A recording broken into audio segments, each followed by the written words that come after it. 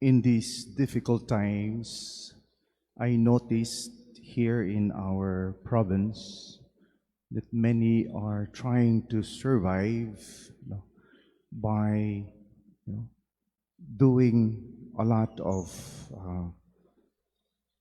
gardening and planting, and we experience the richness of harvest, and we continue to survive that way.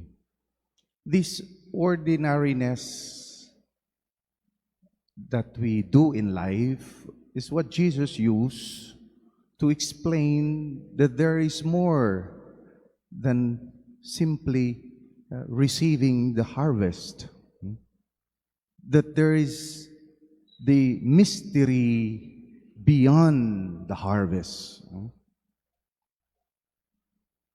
Kinsa may mo patubo, kinsa man pud ang mupabunga niini nga kita makadawat sa maong panalangin, sa pagkaon gikan sa yuta. And Jesus uses that as explaining the mysteries of life and beyond this life. Today, we see the liberality of the divine sower that brings forth rich harvest. And we start reflecting on the Psalms. Psalm 65, in its first verse. If we may have listened to it, the psalmist prays. And he says, Lord, you have visited the land and watered it. Ikaw ang nagbubo sa yuta. Greatly have you enriched it. Imong gipatubo ang yuta. You have prepared the land. Imo siyang gihimong tabunok. The fertility of the land, imo pud na. Softening it with showers. Kung walay ulan, dili mo tubo. Blessing its yields. Kung pila ang bunga ni ana, ikaw'y nahibalo. Hunay kaguol sa mga mag-uuma, gamay ra may abot. Dili nato control. And the psalmist claims that it is of God. You have crowned the year with your bounty. Your paths overflow with a rich harvest. Psalm 65, verse 10. Beautifully said. Here is a person, expressing his faith in a God who has a big heart. This God is present in all of creation. Mo na'y gipaabot sa maong pag-ampo. But what is interesting is that this God pours His rain of blessing without discrimination, without favorites, without color. Kung muulan siya, ulan sa tanan. This is the justice of God. The justice of God is like that farmer who prepares the land, waters them, so it be fertile and ready for good harvest. Kana ang atong Diyos. No? In the first reading, Isaiah, the prophet, speaks in the name of God and says, just as from the heavens, dili na ato, the rain and the snow, wala man tayo snow. We experience a lot of rain nowadays, and we feel the blessing. Just as the heavens, the rain come down and do not return there to the heavens till they have watered the earth, making it fertile and fruitful. It's not the farmer who makes it fruitful. It's somebody from above. O na kining mga mag-uuma, mao ni sila'y lawom og pagtuo sa Dios. Kining mga mangingisda, wala sila kabalo unsay maabot sa gabi, ang ilahang kasaligan nga ang Dios manalangin kanila. Simple people. That's why Jesus says, the kingdom of God belongs to the simple one. Katong nagasalig sa ilang kaugalingon, mao to kanunay kulbaan. They live in the anxiety and stress. And that is what the first reading says, my word, God speaks to us today. My word will not return to me void, but will accomplish what I desire and achieve the purpose for which I sent it. Beyond the harvest, God has a purpose. And that is what we continuously seek.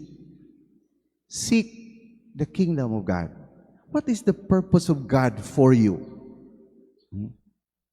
Why are you here? Why do you live? And that is how God says it. To accomplish what I desire. God does not only unfold the beauty of creation, the cosmos that we see, but most of all, He has an eternal vision na siya'y damgo para sa matagusa kanato to reconcile all and to bring all to Himself. Walay pinalabi. Without favorites. That's why in our catechism, we are told, what is the purpose of life? To know God, to serve God, to love God, that we may be with God.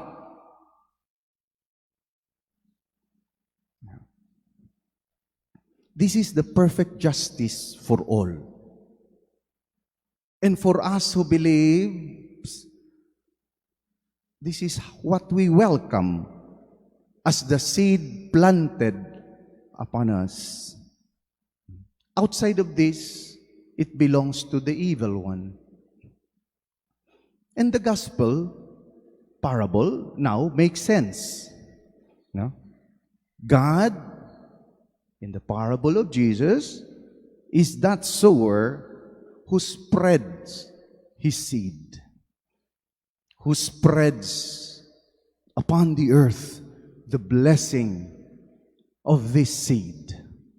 Jesus, the Word made flesh, is for all. And the desire of Jesus is eternal harvest for all humanity. In John chapter 10, verse 10, Jesus claims, I came that you might have life and have it in abundance.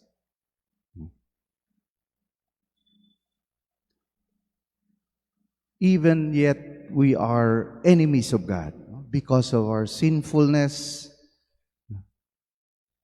God gave His life so that we might return to Him and make us new. Jesus is that very grain of wheat, that grain, that seed that falls to the ground and dies and produces the fruits of conversion and healing to those who hear His word. So our Christian life is not just a matter of, moving around or a way of life that has no direction. But it is a life to be lived, ang pagpuyo sa usa ka kinabuhi nga iya sa kinabuhi ni Kristo. A life to be lived that is the life of Christ, not mine. That's where we start comparing our life. How far am I to the life of Christ? Like that seed who has to die so that it may blossom into harvest. Living the way of Christ demands rejection what is contrary to Christ. And how Jesus would put it, dying to our rocky, choked, a life lived with thistles, and welcome the divine seed of faith. Many of the martyrs and saints who lived the life of Christ has shown us the content of this faith. Living the Beatitudes, in poverty, the evangelical counsels, in obedience, living the life of purity, and to pray with God and to pray for the church. This is what it means to struggle, to die to the self, accepting death with the purpose to be with God forever. When we are choked by the thorns of anxieties, let us come to the sacrament of faith. As we prayed in our opening prayer, that its saving effects may grow upon us. Nga mulambo si Kristo diya kanato. Jesus left us the Eucharist to be God's dewfall, sama sa yamog, aron kita kanunay amumahon sa maong kinabuhi, to nurture us with the life-giving spirit of strength as a church community. This is the main possession of the church. Our core value is to pray with the community. We pray for the grace of vigilance that we may return to the right path, so that the evil one may not steal away the love sown in our hearts. Let us ask for the grace of humility, because it is in humility that we break the hardened rock of sinfulness, of sinful pride, and lead us back to the Father's embrace of forgiveness. Saint Paul has shown us also a certain direction, finding his life purpose in God. And he says in the second reading, I consider that the sufferings of this present time are as nothing compared with the glory to be revealed for us. Ang iyang panglantaw, dili lang diri. Magantos man ko dini, pero ang akong gihulat, ang himaya nga dili kabayran sa langit. The glory to be revealed for me, for us. We continue to struggle, right? But we lived in this hope. There is more to this world. Pope Francis would say it like this in Evangelii Gaudium number 7, said, being a Christian is not a result of an idea. Dili lang hunahuna, katoliko ko. It's not the result of a choice. Gusto ko mo katoliko, magpabunyag ko. That is not being a Christian. He said, it is in the encounter with the seed. This person who gives life a new horizon in a decisive direction. In our moments of suffering these days, lisud, what direction are you giving this? What is this in relation to our faith? What horizon do you look beyond this? Do we stop loving? Do we stop being charitable? or to see how Jesus lived his dying, to self, to find, and to reach out to give purpose to lives of many. This is the good news.